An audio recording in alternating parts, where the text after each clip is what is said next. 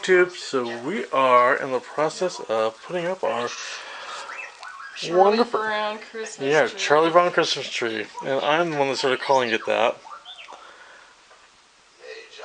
And I was surprised to learn that this tree is from 1995, the year before I graduated high school. I thought it was much older.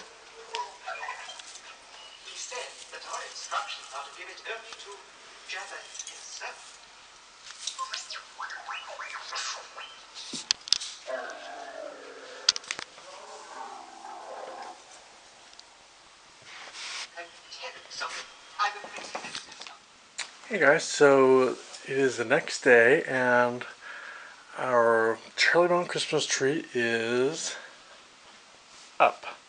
Actually, you probably can't see it very well. Hold on. Yeah, that was the wrong button. I'm always screwing up the lights. Okay, there we go. This is our Charlie Brown Christmas tree. And I just wanted to show you some of my favorite ornaments on it that really mean the most to me. And the first one is this one. This has always been my favorite ornament. Mom made a bunch of these one year from a pattern she had bought. And if anyone recognizes this pattern and knows where I can find the pattern again, please let me know. Because I would like to make a bunch of these for my own solstice tree. But you know, if anything should ever happen to Mom, you know, this little guy is going on with me. Let me see. Oh, my legs. Okay. This star, I have no idea where I got this from. I think I must have pilfered it from somewhere. I have no idea from where it came. It's plastic, it's gold. We just made a little ornament out of it. And we just had it for years and years and years. And this one is a beautiful pewter keychain. Hold on, let me see if I can get this thing off. It's a gorgeous keychain. We bought this. We bought a few of them from this wonderful little store in Winterset, Iowa. Just this gorgeous little store. It was a two-story store. The upper level would have made amazing apartments. I actually fantasized living in one of those apartments. But I actually bought one of these keychains for myself, and unfortunately it didn't last very long because I always kept my keys in my pocket, and the pretty finial at the top kept breaking off, or kept bending and breaking up, because pewter is a very soft metal. But we kept one that we use on the Christmas tree every year as a decoration. And really, other than those three, the only other ornaments on here I really love are the cinnamon ornaments that Mom made one year.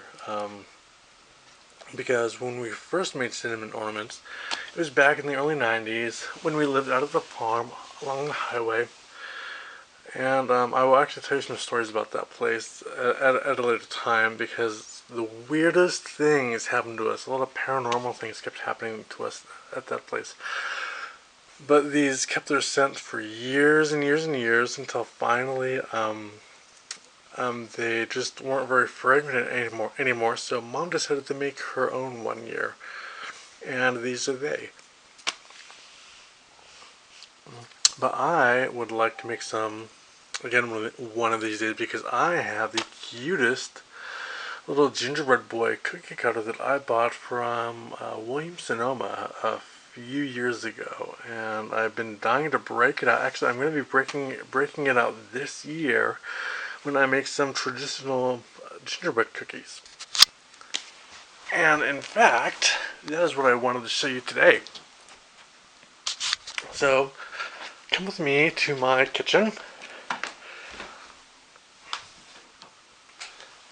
And actually,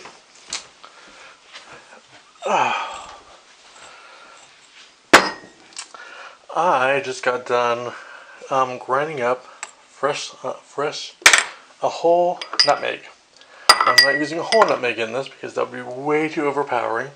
But I am and pardon the mess, Mom just cleaned out Lulu Belle's little drawer because she's not with us anymore. She passed away a few weeks ago.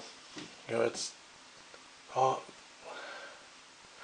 the holidays are really gonna suck this year without her because she was family. She was a little girl.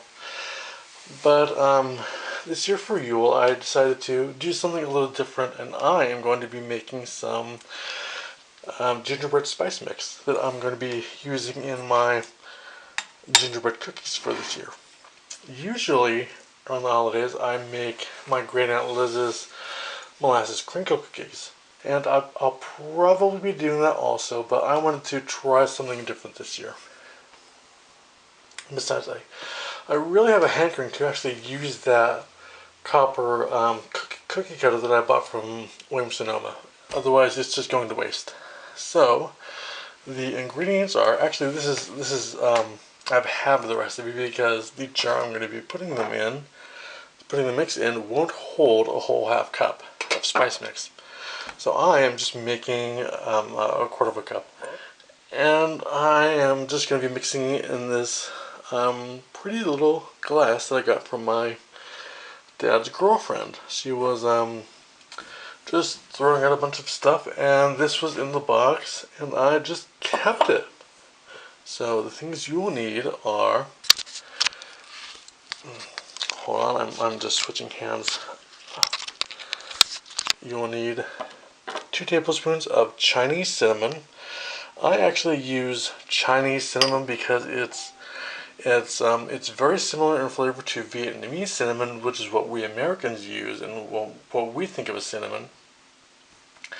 But it's got a subtleness to it and almost a floral aroma. It's really, really nice. Cinnamon is, of course, good for, well, it's ruled by Mars, the Sun, and Jupiter. It's really good for expansion. If you need to influence someone in a position of authority, it's really good for that. Judges, lawyers, what have you. Then we have a half tablespoon of ground cloves. And cloves are really, really good for nail-like metaphors in magic. They can seal spaces. They can silence things. You can use them in stop gossip spells. You can use them to nail in information into your head. You can use them to try and get through to someone who has a relatively thick skull. You can use them to seal metaphysical and physical doorways and portals and vortices. Then we have allspice. It calls for a half teaspoon of allspice. And this is fresh ground allspice. I buy whole allspice berries and I grind them by hand. It doesn't take too long. It really doesn't. I've never actually tried to grind cinnamon by hand because it's too woody. But the berries and the fruits, the nuts, those are really easy to grind. Allspice is a herb of Jupiter and Sagittarius. It's also good for sending messages at great distance, for expansion, for prosperity and wealth in great abundance. Then you have aniseed. Anise is, let's see, I'm just checking the recipe. It's a half teaspoon of aniseed. Anise is really, really good for communication, and every herb or spice or seasoning that is renowned for growing an abundance of seed, even dill, for example, is really good for prosperity and fertility, for gambling, even for games of chance, for luck. Now we have some ginger. Ginger is a herb of the sun. Leo and Aries. It's a really good motivator. It will scribble a lot of metaphysical fire under a situation. You need a half teaspoon of that. Actually, this is probably 3/4 of a teaspoon because, you know, I like ginger, and I didn't think I had enough when compared to the cloves and the cinnamon. So I just added a little more. And this is nutmeg. I grind it by hand. I usually I normally use a box grater, but I really didn't feel like just standing over a box grater the whole time, so I just, you know, put in some elbow grease and just ground it by hand in my big old mortar and pestle. Big enough that you could serve soup in that thing. Look at that. But nutmeg is a herb of, it's just associated with Pisces, actually. It's a herb of Jupiter, Neptune, and Uranus. It's really good for visionary quests, for psychic ability, for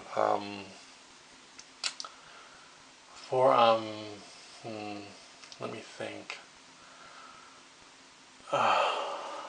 For improving the emotions.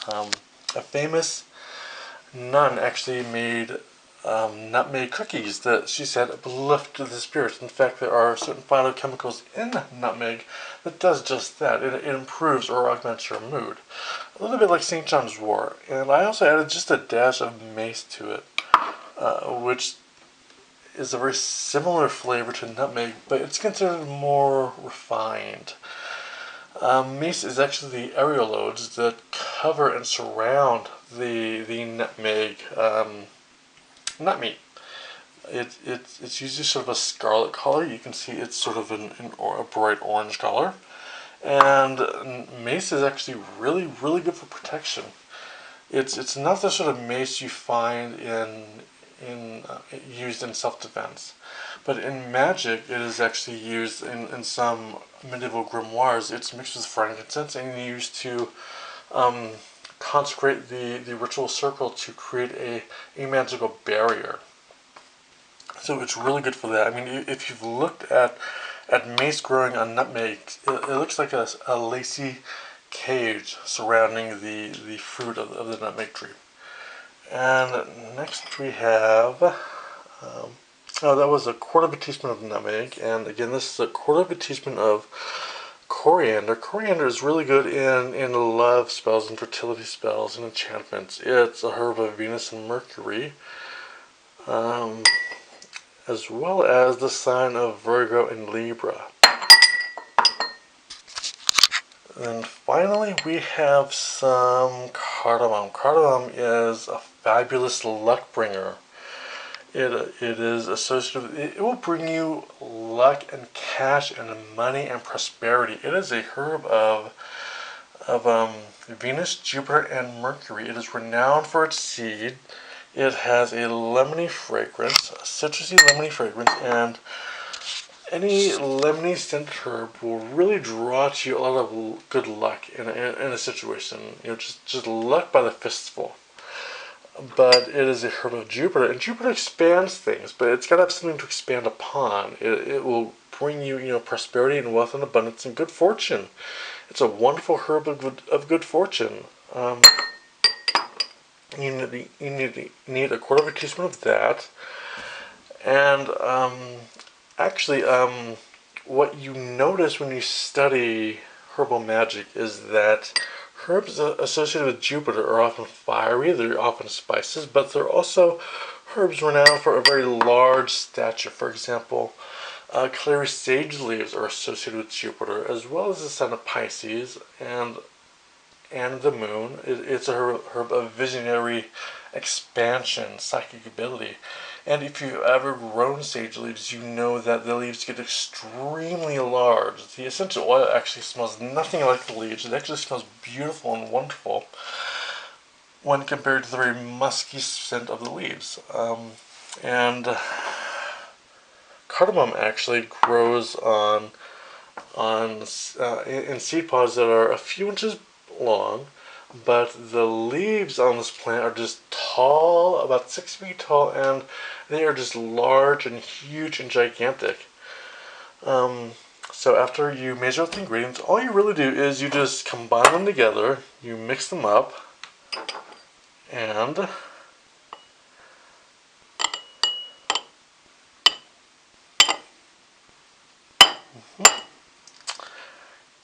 I am probably going to do this off camera a little bit also, but once they are just mixed together, you just blend them together, and then I am going to be using this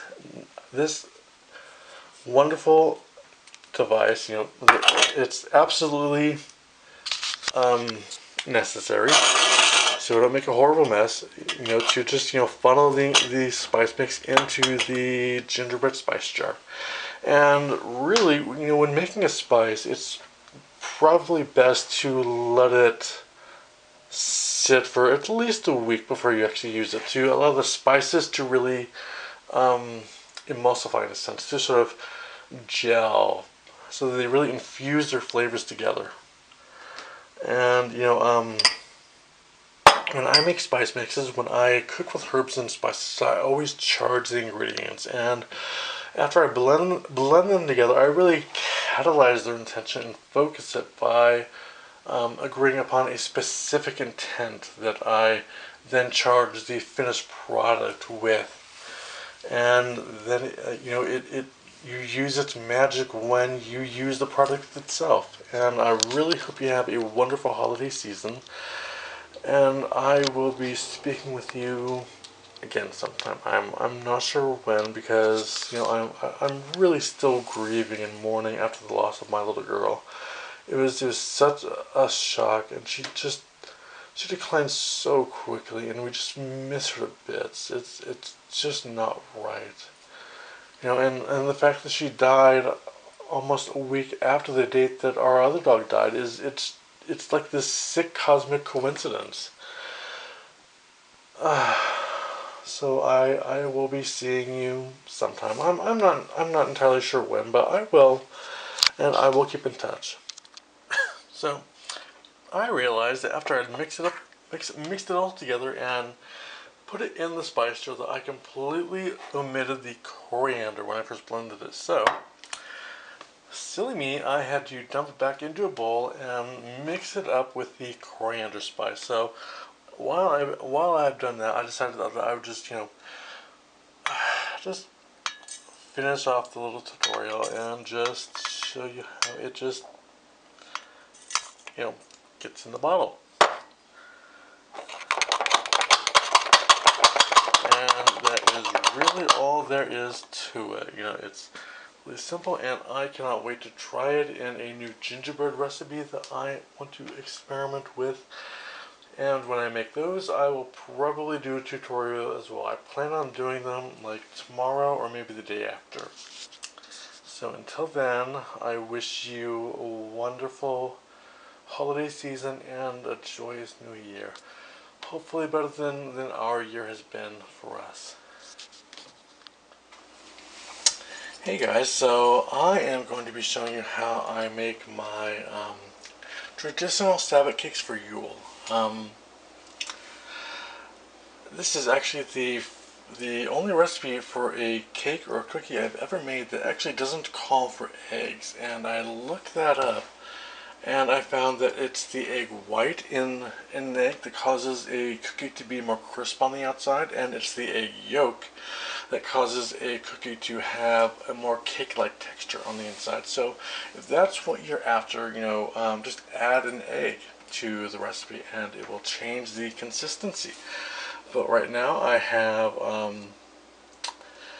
3 cups of flour in my blender with half a teaspoon of salt and 3/4 of a teaspoon of baking soda.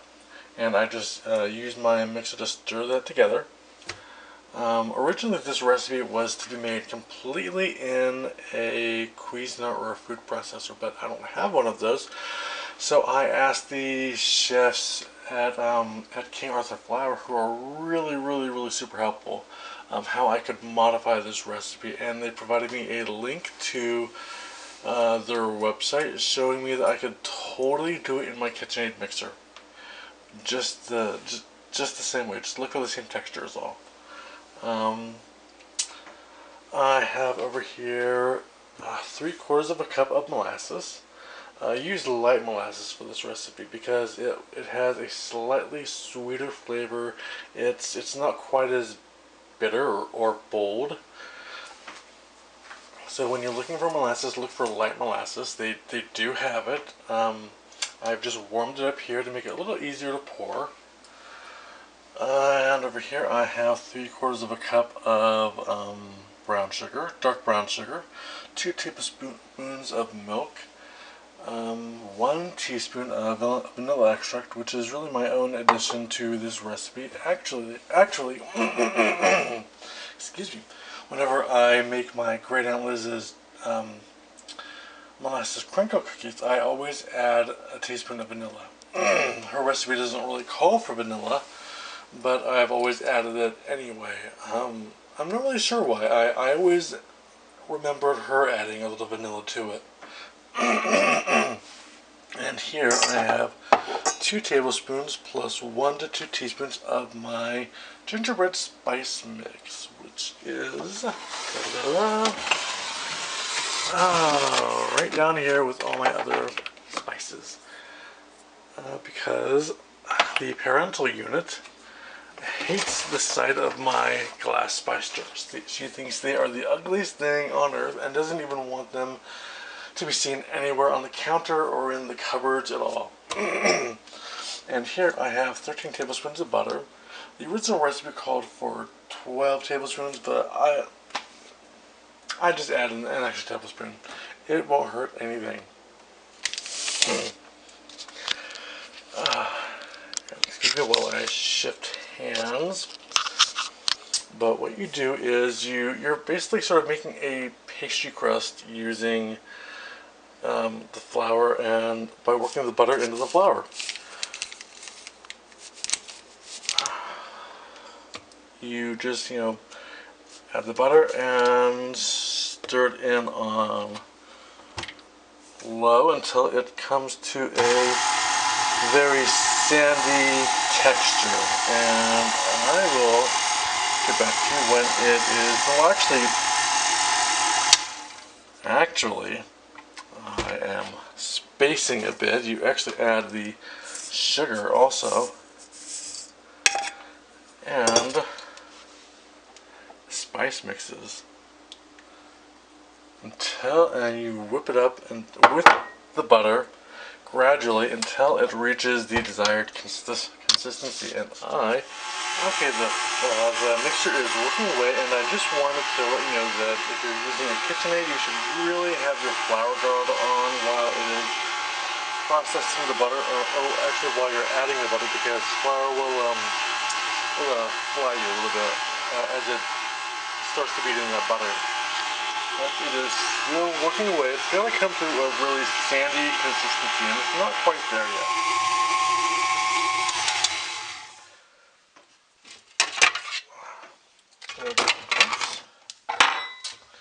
Okay, I originally started beating out on the stir setting, and then I gradually moved it up from stir to 2 and then to 4, it looks like. So that was the last setting, and as you can see, it has a very coarse, sandy consistency.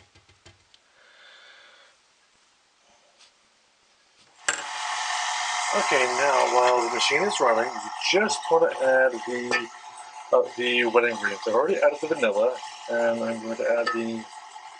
Actually, you know what? Screw that. Molasses is sticky as fuck, and I don't want to make a huge mess. So here we go. Just adding the molasses. And I will come back and scrape that down in just a minute.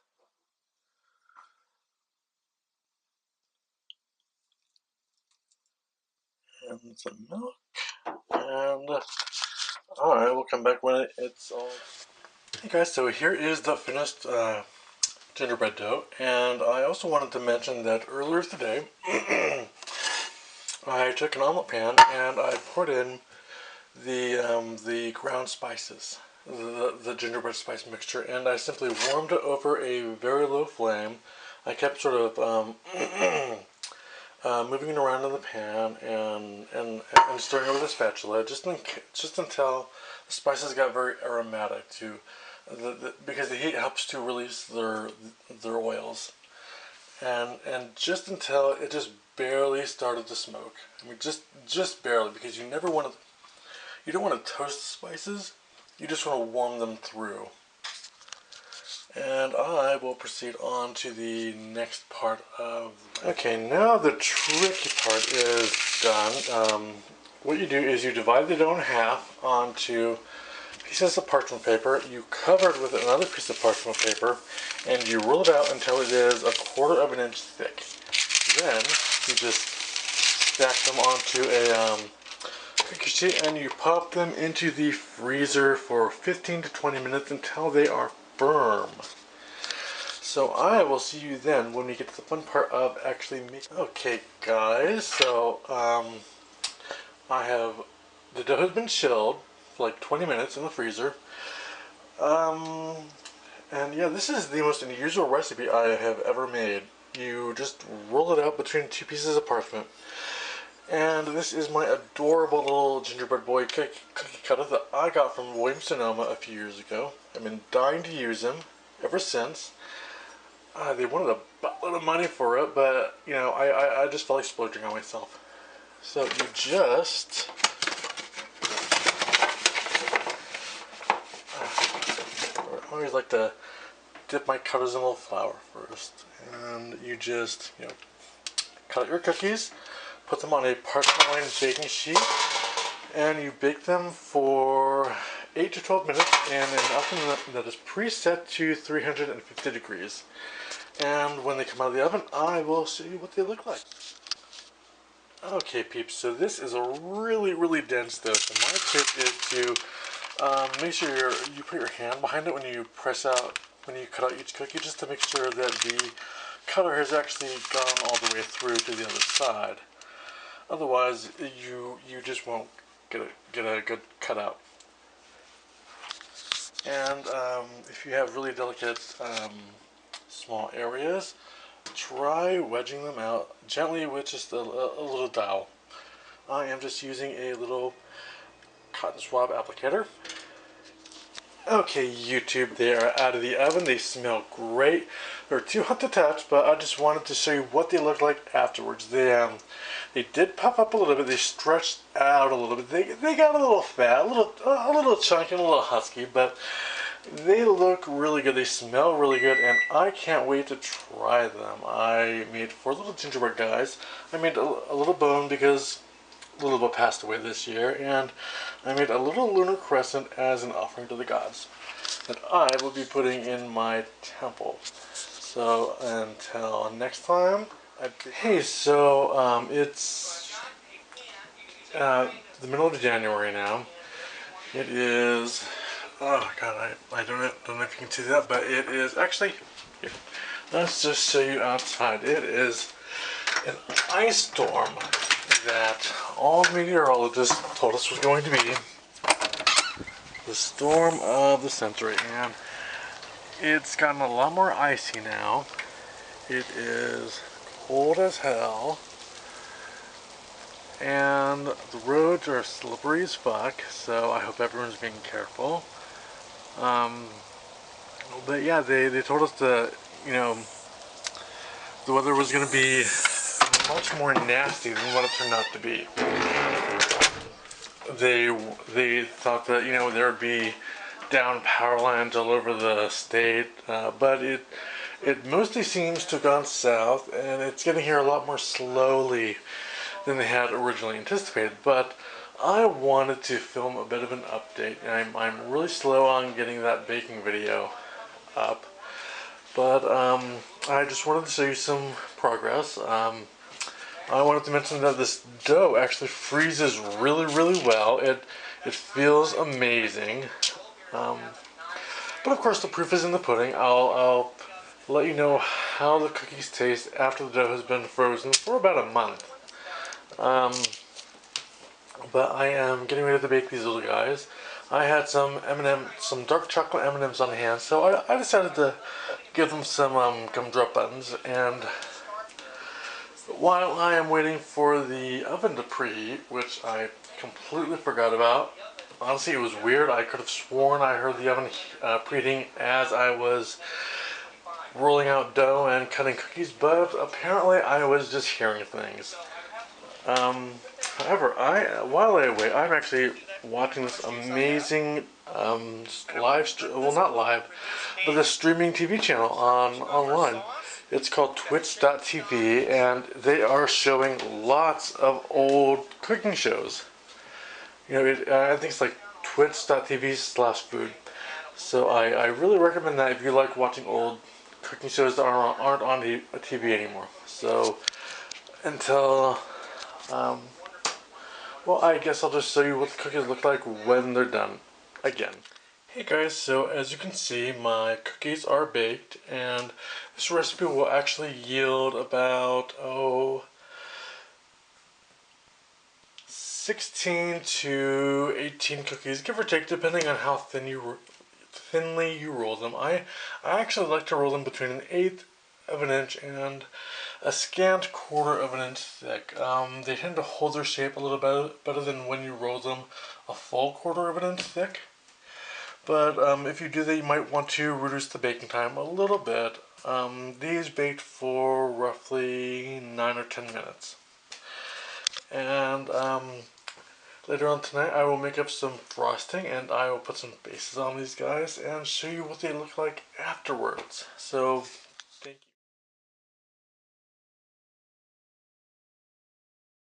Wade, we have a pagan group. I will invite you to it, but you have stipulations, okay? No tarot readings. Alright. Okay? None of that tarot spread stuff, don't kill me. Okay, YouTube, so today is Yule, and the gingerbread men have been consumed. They really love them. And today I am just at a friend's house in Panora, Iowa. No locations being given. I am at an anonymous location. Why anonymous? Oh, you're going to put it on YouTube. Oh, okay. And today we made some witch balls. Some protective, magical witch ball ornaments. This is, hold on. I don't want it to come off, but this is mine. Let's see. This is Sheila's. This is Bert's. I actually like Bert's best. But no favorites. That is Rihanna's. And you'll be able to see it more when the glue dries. So, from all of us, have a happy Yule. Merry Yule! There you go. If I could recommend only one book on herbal magic until mine is published, it would be this book. So if you need to beg, borrow, or steal from this book, don't really steal from this book. I'm just kidding. You know, I don't want to get into trouble for recommending thievery, but